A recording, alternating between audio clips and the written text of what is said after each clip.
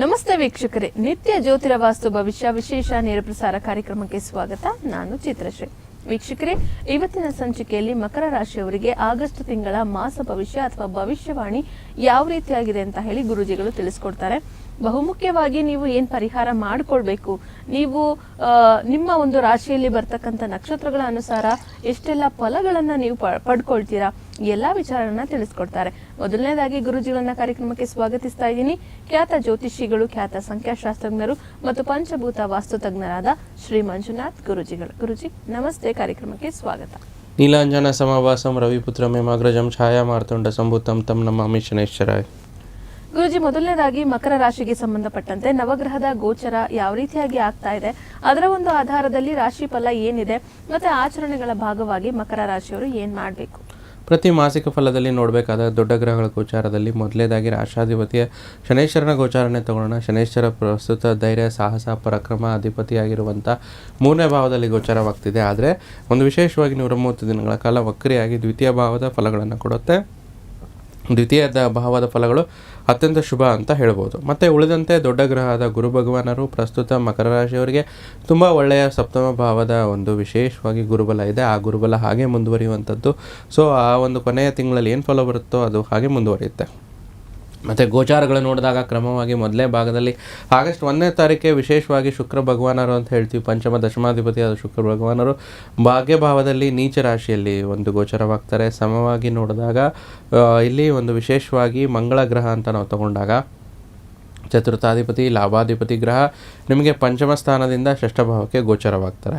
August 5ನೇ ತಾರೀಕು ನಿಮಗೆ ಷಷ್ಠ ಮತ್ತು ಭಾಗ್ಯಾಧಿಪತಿಯಾದ ಬುಧ ಗ್ರಹರು ವಿಶೇಷವಾಗಿ ಅಷ್ಟಮ ಭಾವಕ್ಕೆ ಬರ್ತಾರೆ. ಮತ್ತು ಆಗಸ್ಟ್ 17ನೇ ತಾರೀಕು ಅಷ್ಟಮಾಧಿಪತಿಯಾದ ಸೂರ್ಯಗ್ರಹರು ಅಷ್ಟಮ ಸ್ಥಾನಕ್ಕೆ ಬರುವಂಥದ್ದು ವಿಪರೀತ ರಾಜಯೋಗ ಕೂಡ ನಿರ್ಮಾಣ ಆಗುತ್ತೆ. ಹಾಗೆ 27ನೇ ತಾರೀಕು ಬುಧ ಗ್ರಹರು ಮತ್ತೊಮ್ಮೆ ಗೋಚರವಾಗಿ ಸಪ್ತಮ ಭಾವದಿಂದ ಅಷ್ಟಮ ಭಾವಕ್ಕೆ ಗೋಚರ ಆಗ್ತಾರೆ. ಉಳಿದಂತೆ ಛಾಯಾಗ್ರಹಗಳಾದ ರಾಹುಕೇತುಗಳ ಒಂದು ಗೋಚಾರ ಫಲ ಯಥಾವತ್ತವಾಗಿ ಮುಂದುವರಿಯುವಂಥದ್ದು. ಇದೆಲ್ಲವೂ ನವಗ್ರಹಗಳ ಗೋಚಾರವಾದರೆ ಆಚರಣೆ ಭಾಗ ಆಗಸ್ಟ್ ತಿಂಗಳೇ ವಿಶೇಷವಾಗಿ ಹಬ್ಬಗಳ ಮಾಸ ಅಂತ ಹೇಳ್ತೀವಿ. ಆಗಸ್ಟ್ 12ನೇ ತಾರೀಕು ಜ್ಯೋತಿರ್ಭೀಮೇಶ್ವರ ವ್ರತ ಮತ್ತು ಮುಂದುವರೆದ ಅಮಾವಾಸ್ಯೆ ಕಳೆದ ನಂತರ ಬರುವಂಥ ವಿಶೇಷ ಹಬ್ಬಗಳು ಆಗಸ್ಟ್ 16ನೇ ತಾರೀಕು ನಾಗ ಚತುರ್ಥಿ, ಆಗಸ್ಟ್ 17ನೇ ತಾರೀಕು ನಾಗಪಂಚಮಿ ಇರುವಂಥದ್ದು, 21ನೇ ತಾರೀಕು ಹೆಂಗಳೇರ ವಿಶೇಷವಾದ ಒಂದು ಒಳ್ಳೆಯ ಹಬ್ಬ ವರಮಹಾಲಕ್ಷ್ಮಿ ಹಬ್ಬ ಇರುವಂಥದ್ದು. ಹಾಗೆ 25ನೇ ತಾರೀಕು ಅಂಗಾರಕ ಜಯಂತಿ ಅಂತ ಹೇಳ್ತೀವಿ. ಕುಜನ ಆರಾಧನೆ ಮಾಡುವಂಥದ್ದು ತುಂಬ ಒಳ್ಳೆಯದಾಗುತ್ತೆ. ಯಾರ್ಯಾರ ಜಾತಕದಲ್ಲಿ ಕುಜದೋಷ ಇರುತ್ತೋ, ಕುಜದೋಷದಿಂದ ಮದುವೆ ನಿಧಾನವಾಗ್ತಿದೆ, ಕೆಲಸ ಕಾರ್ಯಗಳು ನಿಧಾನವಾಗ್ತಿದೆ, ಮತ್ತು ಕುಜದಶ ನಡೀತಾ ಇರೋರಿಗೆ, ಕುಜ ನೀಚ ಪರಿಸ್ಥಿತಿಯಲ್ಲಿರುವವರಿಗೆ, ಕುಜ ನೀಚ ರಾಶಿಯಲ್ಲಿ ಶತ್ರು ರಾಶಿಯಲ್ಲಿ ಅವರವರ ಜಾತಕದಲ್ಲಿ ಇದ್ದಾಗ ಕುಜನ ಆರಾಧನೆ ತುಂಬ ಒಳ್ಳೆಯದಾಗುತ್ತೆ. ಅವತ್ತಿನ ದಿನ ಮಾಡ್ಕೊಳ್ಳಿ. ಒಂದು ತೊಗರಿಬೇಳೆ ಕೊಡ್ಬೋದು, ಸುಬ್ರಹ್ಮಣ್ಯ ಸ್ವಾಮಿ ದೇವಸ್ಥಾನಕ್ಕೆ ಹೋಗ್ಬೋದು, ಸುಬ್ರಹ್ಮಣ್ಯ ಶ್ಲೋಕಗಳನ್ನು ಓಂ ಶರವಣ ಭವಾಯ ನಮಃ ಅಂತ ಶ್ಲೋಕಗಳು ಹೇಳ್ಕೊಬೋದು. ಈ ರೀತಿ ಹಲವಾರು ವಿಚಾರದಲ್ಲಿ ಕುಜನ ಆರಾಧನೆ ಅವತ್ತು ಮಾಡಿದಾಗ ವಿಶೇಷ ಫಲಗಳು ತಮಗೆ ಮಕರ ರಾಶಿಯವರಿಗೆ ಲಭ್ಯವಿರುವಂಥದ್ದು.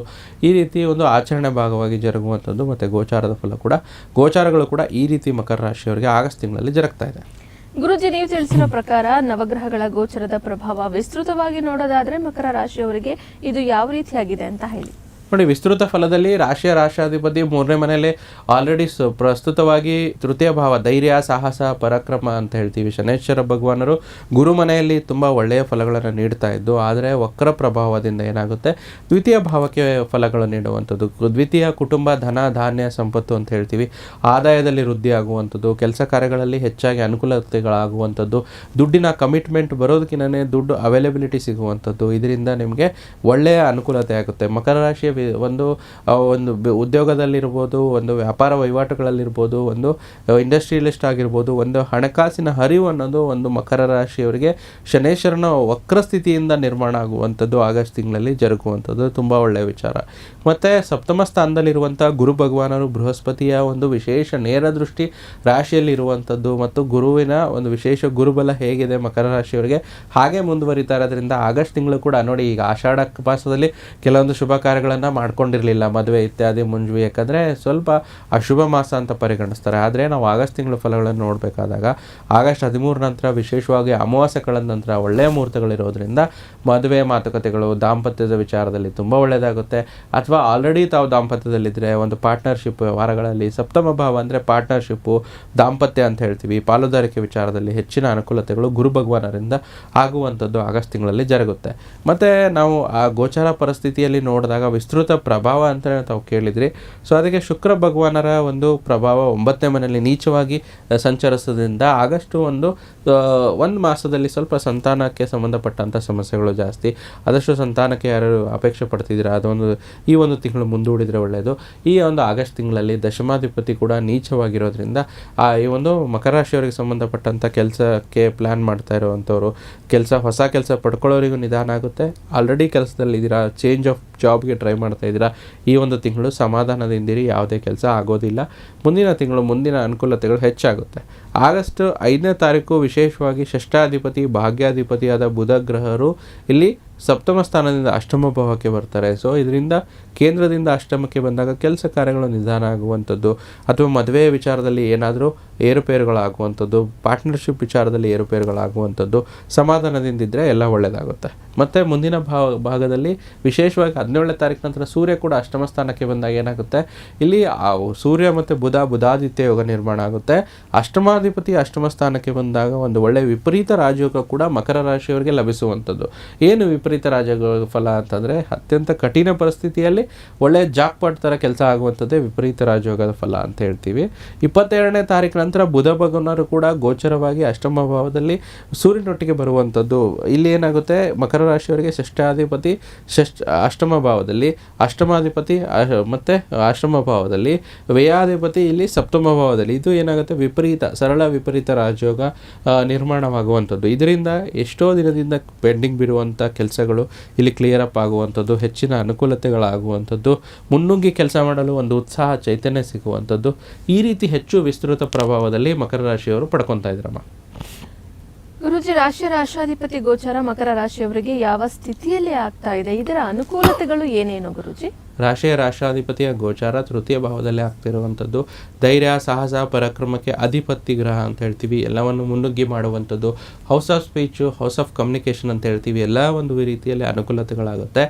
ಆದರೆ ಪ್ರಸ್ತುತವಾಗಿ ಶನಿ ಭಗವಾನರು ವಕ್ರವಾಗಿ ದ್ವಿತೀಯ ಭಾವದ ಫಲಗಳನ್ನು ಕೊಡೋದ್ರಿಂದ ಹೆಚ್ಚಿನ ಫೈನಾನ್ಸ್ ವಿಚಾರವಾಗಿ ಅನುಕೂಲ ಆಗುತ್ತೆ. ಮಕರ ರಾಶಿಯವರು ಒಂದು ಕಮಿಟ್ಮೆಂಟ್ ಮಾಡ್ಕೊಂಡಿದ್ರೆ, ಫೈನಾನ್ಷಿಯಲ್ ವಿಚಾರವಾಗಿ ಪೇಮೆಂಟ್ ಅಂತ ಅಂದ್ಕೊಂಡಿದ್ರೆ ಅದು ಕೂಡ ಚೆನ್ನಾಗುತ್ತೆ. ಹೆಚ್ಚಿನ ಒಳ್ಳೆಯ ವಾತಾವರಣವನ್ನು ನಿರ್ಮಾಣ ಆಗುವಂಥದ್ದು. ಇನ್ನು ಸಾಮಾನ್ಯವಾಗಿ ನೋಡಬೇಕಾದ್ರೆ ಯಾರು ಫ್ರೀಲ್ಯಾನ್ಸಿಂಗ್ ಕೆಲಸ ಮಾಡ್ತಿದ್ದಾರೆ ಅವರು ಆ ಒಂದು ಕೈಗಾರಿಕೆಗಳಿಗೆ ತುಂಬ ಒಳ್ಳೆಯದಾಗುತ್ತೆ. ಮತ್ತು ಈ ಒಂದು ವಿಶೇಷವಾಗಿ ನೂತನ ವ್ಯಕ್ತಿಗಳ ಪರಿಚಯ ಆಗುವಂಥದ್ದು, ಧನ ಲಾಭ, ವ್ಯಾಪಾರದಲ್ಲಿ ಉದ್ಯೋಗದಲ್ಲಿ ಬದಲಾವಣೆ, ಸ್ಥಾನಪಲ್ಲಟ, ಮುಂಬಡ್ತಿ ಅಂತ ಹೇಳ್ತೀವಿ. ರೈತರಿಗೆ ಕೃಷಿ ಚಟುವಟಿಕೆಗಳಲ್ಲಿ ಉತ್ತಮ ಫಲ. ರಿಯಲ್ ಎಸ್ಟೇಟ್, ಮೀಡಿಯಾ, ಪ್ರೆಸ್ ಅವರಿಗೆ ತುಂಬ ಒಳ್ಳೆಯ ಸಮಯವಾಗಿರುವಂಥದ್ದು. ನೂತನ ವಾಹನ ಯೋಗ ಪ್ರಾಪ್ತಿ, ವಾಹನದಿಂದ ಸುಖನ ಸೌಕರ್ಯ ಜಾಸ್ತಿ ಆಗಸ್ಟ್ ತಿಂಗಳಲ್ಲಿ. ಆರೋಗ್ಯದ ವಿಚಾರದಲ್ಲಿ ಸ್ವಲ್ಪ ಎಚ್ಚರಿಕೆಯಿಂದ ಇರಬೇಕು, ಇಲ್ಲಾಂದರೆ ಏನಾಗುತ್ತೆ, ತುಂಬ ಟಾರ್ಗೆಟೆಡ್ ತಲೆನೋವು ಬರ್ಬೋದು, ಕಾಲು ನೋವು ಬರ್ಬೋದು, ಸೊಂಟ ನೋವು, ಪಾದಕ್ಕೆ ವಿಶೇಷವಾಗಿ ಹುಷಾರಾಗಿರಬೇಕು. ಹೊಸ ಕೆಲಸಕ್ಕೆ ಕೈ ಹಾಕ್ತೀರಾ, ಹೊಸ ಉದ್ಯೋಗವನ್ನು ಹುಡುಕ್ತೀರಾ, ಹೊಸ ಉದ್ಯೋಗದ ಬದಲಾವಣೆ ಮಾಡ್ತೀರಾ, ಇದೆಲ್ಲವನ್ನು ಆಗಸ್ಟ್ ತಿಂಗಳಲ್ಲಿ ಸ್ವಲ್ಪ ಬದಲಾವಣೆ ನಿಮ್ಮ ಕಡೆಯಿಂದ ಮಾಡಬೇಕಾದ್ರೆ ಸ್ವಲ್ಪ ಮುಂದೂಡಿದರೆ ಒಳ್ಳೆಯದು. ಬಟ್ ಹೊಸ ಉದ್ಯೋಗ ಮಾಡೋಕ್ಕೆ ನಡೆಯುತ್ತೆ. ಮತ್ತು ವಿಶೇಷವಾಗಿ ಈ ಒಂದು ರಾಶಿಯವರಿಗೆ ರಾಜಕೀಯವಾಗಿ ತುಂಬ ಚೆನ್ನಾಗಿರ್ತಾರೆ. ಭಯದ ವಾತಾವರಣ ದೂರವಾಗುತ್ತೆ. ಮತ್ತು ಒಂದು ಯಾವುದೇ ವಿಚಾರ ಷೇರು ವ್ಯವಹಾರದಲ್ಲಿ ಕೂಡ ತುಂಬ ಒಳ್ಳೆಯ ಲಾಭ ಆಗುತ್ತೆ. ಯಾಕಂದರೆ ಷೇರು ವ್ಯವಹಾರಕಾರಕ ಬುಧ ಒಂದು ವಿಶೇಷವಾಗಿ ರಾಷ್ಟ್ರಾಧಿಪತಿ ಶನಿಗೆ ಮಿತ್ರನಾಗಿರುವಂಥದ್ದು ಮತ್ತು ಒಳ್ಳೆಯ ಒಂದು ಗೋಚರ ಪರಿಸ್ಥಿತಿಯಲ್ಲಿರುವಂಥದ್ದು. ಕೆಲಸದಿಂದ ಮೇಲಾಧಿಕಾರಿಗಳ ಒಂದು ಹೊಗಳಿಕೆಗೆ ಪ್ರಾಪ್ತರಾಗ್ತೀರಾ. ಧನಲಾಭ ಕೂಡ ಸಿಗುತ್ತೆ, ಜೊತೆಗೆ ಸಪೋರ್ಟ್ ಸಿಗುವಂಥದ್ದು ಹೆಚ್ಚಾಗಿ. ಇನ್ನು ವ್ಯಾಪಾರಸ್ಥರಾಗಿದ್ದರೆ ನಿಮ್ಮ ಕೈ ಕೆಳಗಡೆ ಕೆಲಸ ಮಾಡ್ತಿರೋ ಬಗ್ಗೆ ಹುಷಾರಾಗಿರಿ. ಸ್ನೇಹಿತರು ಕೂಡ ಹೆಚ್ಚಾಗಿ ನಂಬಬೇಡಿ. ಸೊ ನಿರೀಕ್ಷೆ ಅತಿಯಾಗಿ ಇಟ್ಕೋಬೇಡಿ. ಮತ್ತು ಯಾವುದೇ ಒಂದು ಹೆಲ್ಪ್ ಮಾಡುವ ಒಂದು ವಿಚಾರದಲ್ಲಿ ಹಣಕಾಸಿನ ವ್ಯವಹಾರಗಳನ್ನು ಒಂದು ಸರ್ತಿ ಕೊಟ್ಟರೆ ಹಣ ನಿಮ್ಮ ವಾಪಸ್ ಸೇರುವಂಥದ್ದು ಸ್ವಲ್ಪ ಕಷ್ಟ. ಅದ್ರ ಬಗ್ಗೆ ಎಚ್ಚರಿಕೆಯಿಂದಿರಿ. ಶುಭ ಕಾರ್ಯಗಳ ಸಿದ್ಧತೆ, ಮನೆಯಲ್ಲಿ ಖುಷಿ ವಾತಾವರಣ ನಿರ್ಮಾಣ, ಬಂಧು ಬಾಂಧವರ ಸಹಕಾರ ಸಿಗುವಂಥದ್ದು, ಆಗಮನ ನಿರ್ಗಮನ ಇರುವಂಥದ್ದು, ಆದ್ದರಿಂದ ಖುಷಿಯಾಗುವಂಥದ್ದು. ಒಂದು ಶುಭ ಸುದ್ದಿ ಕಿವಿಗೆ ಬೀಳುವಂಥದ್ದು ಮಕರ ರಾಶಿಯವರಿಗೆ 2026 ಜೂನ್ನಲ್ಲಿ ಈ ಆಗಸ್ಟ್ ತಿಂಗಳಲ್ಲಿ ವಿಶೇಷವಾಗಿ ಜೂನ್ನಲ್ಲಿ ಹೇಗಿತ್ತು ಅದೇ ಒಂದು ಮುಂದುವರಿಯುವಂಥದ್ದು. ಮತ್ತು ಸುಮಾರು ದಿನಗಳಿಂದ ಕೆಲಸ ಆಗದೇ ಇರುವಂಥದ್ದು, ನಿಧಾನವಾಗಿರುವಂಥದ್ದು ಕೂಡ ವಿಶೇಷ ಒಂದು ಏಕೈಕ ಗುರುಬಲ, ಸಪ್ತಮದ ಗುರುಬಲ ಏಕೈಕತೆಯಿಂದ ಎಲ್ಲನೂ ಆ ಭಗವಂತನ ಅನುಗ್ರಹದಿಂದ ಕಂಪ್ಲೀಟ್ ಆಗುತ್ತೆ. ಬಂಡವಾಳ ಹೂಡಿಕೆಗೆ ತುಂಬ ಚೆನ್ನಾಗಿದೆ, ವಿಶೇಷವಾಗಿ ಮಕರ ರಾಶಿ ವಿದ್ಯಾರ್ಥಿಗಳು. ಯಾಕಂದರೆ ಬುಧಾದಿತ್ಯ ಯೋಗಿದೆ, ಗುರುಬಲ ಇದೆ. ಸೊ ಆ ವಿಚಾರದಲ್ಲಿ ಕಾಂಪಿಟೇಟಿವ್ ಎಕ್ಸಾಮು ಮತ್ತು ವಿಶೇಷವಾಗಿ SSLC, ಡಿಗ್ರಿ ಮತ್ತು PUC ಆಗಿರ್ಬೋದು, ಮತ್ತು ಪೋಸ್ಟ್ ಗ್ರ್ಯಾಜುಯೇಷನ್ ಆಗಿರ್ಬೋದು, ಡಿಗ್ರಿ ಆಗಿರ್ಬೋದು, ಹೆಚ್ಚಿನ ಒಂದು ಅಭ್ಯಾಸಕ್ಕೆ ಉತ್ತೇಜನ ಸಿಗುತ್ತೆ. ಮತ್ತು ವಿಶೇಷವಾಗಿ ವಿದೇಶದಲ್ಲಿರೋರಿಗೂ ಕೂಡ ವಿದೇಶ ಪ್ರಯಾಣ ಮಾಡೋರಿಗೆ ಆಸಕ್ತಿ ಹೆಚ್ಚಾಗುತ್ತೆ. ಜೊತೆಗೆ ಮುಂದಿನ ಜೀವನದ ಮಹತ್ವದ ನಿರ್ಧಾರಗಳನ್ನು ಈ ಒಂದು ಮಾಸದಲ್ಲಿ, ಒಂದು ಆಗಸ್ಟ್ ತಿಂಗಳಲ್ಲಿ ನೀವು ತೊಗೊತೀರಾ. ಇನ್ನು ಉತ್ತಮವಾದ ಒಂದು ಪ್ರಗತಿಗೆ ಸಣ್ಣ ವ್ಯಾಪಾರಿಗಳಿಗೆ ಕೂಡ ಅನುಕೂಲ ಆಗುತ್ತೆ. ಅದರಲ್ಲೂ ಮಕರ ರಾಶಿಯ ಕೈಗಾರಿಕೋದ್ಯಮಿಗಳಿಗೆ ಧನ ಸಹಾಯ ಸಿಗುವಂಥದ್ದು, ಹಣ ಮತ್ತು ವ್ಯಾಪಾರ ವಹಿವಾಟುಗಳಲ್ಲಿ ಧನದ ಸಂಚಯ ಆಗುವಂಥದ್ದು. ಮತ್ತು ಅದರಲ್ಲೂ ಯಾರು ಲಿಕ್ವಿಡ್ ಬಿಸ್ನೆಸ್ಸು, ಈ ಪೆಟ್ರೋಲ್ ಪಂಪು, ಲಿಕ್ಕರು ಮತ್ತು ಸ್ಟೀಲ್ ಬಿಸ್ನೆಸ್ಸು, ಆಯಿಲ್ ಬಿಸ್ನೆಸ್ನ ಇಟ್ಕೊಂಡಿದ್ದಾರೆ ಅವರಿಗೆ ತುಂಬ ಒಳ್ಳೆಯದಾಗುತ್ತೆ. ಕೆಮಿಕಲ್, ಲಿಕ್ವಿಡು, ಆಯಿಲು ಈ ರೀತಿ ಬಿಸ್ನೆಸ್ ಮಾಡುವಂಥವ್ರಿಗೂ ಹೆಚ್ಚಿನ ಅನುಕೂಲ ಇದೆ. ದೊಡ್ಡ ಒಂದು ಅಧಿಕಾರಿಗಳಿಗೆ ಸಂಬಂಧಪಟ್ಟಂಥ ಚೆನ್ನಾಗಿರುತ್ತೆ. ಈ ರೀತಿ ಒಂದು ರಾಶಾಧಿಪತಿಯ ಗೋಚಾರ ಒಂದು ವಿಸ್ತೃತ ಪ್ರಭಾವದಲ್ಲಿ ನಾವು ನೋಡ್ಬೋದಮ್ಮ. ಗುರುಜಿ, ಇನ್ನು ಮಕರ ರಾಶಿಯಲ್ಲಿ ಬರ್ತಕ್ಕಂತಹ ನಕ್ಷತ್ರಗಳೇನಿದಾವೆ, ಆ ನಕ್ಷತ್ರಗಳ ಅನುಸಾರ ಯಾವೆಲ್ಲ ಫಲಗಳು ಸಿಗ್ತಾ ಇದೆ ಮತ್ತೆ ಪರಿಹಾರ ಭಾಗವಾಗಿ ಏನ್ ಮಾಡ್ಬೇಕು ಗುರುಜಿ? ನಕ್ಷತ್ರದಲ್ಲಿ ಉತ್ತರಾಷಾಢ ನಕ್ಷತ್ರ. ನಿಮಗೆ ಆದಷ್ಟು ಬೇರೆಯವರೆಲ್ಲ ನಿಮ್ಮ ಒಂದು ಪ್ಲ್ಯಾನ್ ಪ್ರಕಾರ ನಡೆದುಕೊಳ್ಳಿ ಅಂತ ಆಸೆ ಇರುತ್ತೆ. ಅದು ಕಂಪ್ಲೀಟ್ ಕೂಡ ಆಗುತ್ತೆ, ಇದರಿಂದ ಯಾವುದೇ ಸಮಸ್ಯೆ ಆಗೋದಿಲ್ಲ. ಶ್ರವಣ ನಕ್ಷತ್ರದವರು ಯಾರ್ಯಾರು ಒಂದು ಕೆಲಸದಲ್ಲಿ, ವಿಶೇಷವಾಗಿ ಸ್ತ್ರೀಯರು ಈ ಬೊಟೆಕ್ಸ್ ಆಗಿರ್ಬೋದು, ಅಡ್ಮಿನಿಸ್ಟ್ರೇಷನ್, ಲಾ ಅಥವಾ ಫ್ಯಾಮಿಲಿ ಬಿಸ್ನೆಸ್ನ ಮಾಡ್ಕೊಂಡು ಹೋಗ್ತಾರೆ, ಅವರಿಗೆ ಹಳೆಯ ಒಂದು ಗ್ರಾಹಕರು ಸಿಕ್ಕು ಇಂಪ್ರೂವ್ಮೆಂಟ್ ಆಗುತ್ತೆ. ಧನಿಷ್ಠ ನಕ್ಷತ್ರ ಒಂದು ವಿಶೇಷ ಮಕರ ರಾಶಿ. ಒಂದು ಹಣದ ಖರ್ಚು, ವಿಶೇಷವಾಗಿ ಫರ್ನಿಚರ್, RET ಖರ್ಚುಗಳಾಗುತ್ತೆ, ಕಂಟ್ರೋಲಲ್ಲಿರಲಿ.